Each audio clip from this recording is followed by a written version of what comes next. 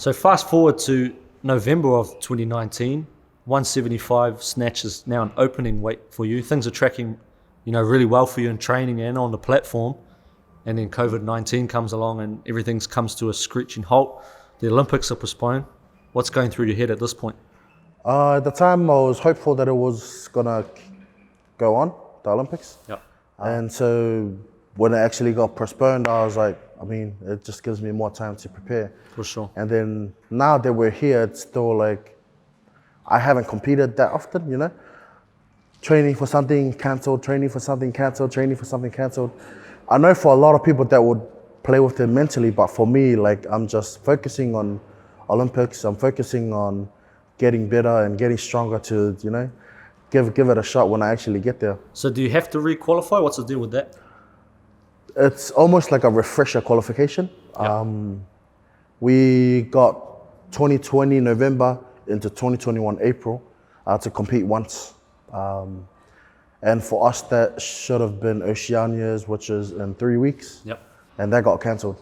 So now it's like, we don't actually know. Up in the air, eh? Yeah. So with all this going on, where does your motivation come from?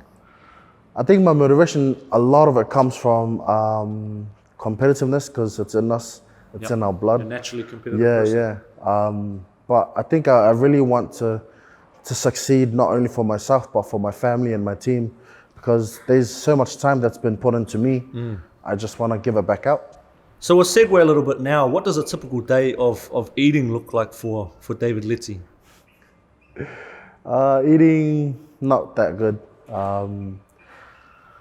I'm a type of person where if I don't want to eat, I don't actually eat. Wow. I don't actually hit anything over 4,000 calories a day, just because I'm not motivated to eat. Yep. It's just not my thing, unless if it's like something nice like island food and stuff like that, but obviously that's not good for me. It becomes a bit of a full-time job just getting the calories in sometimes. Then I just really don't want to stress myself doing that kind of stuff. What about pre-comp meal? What are you eating on the day of competition? I don't actually like to eat.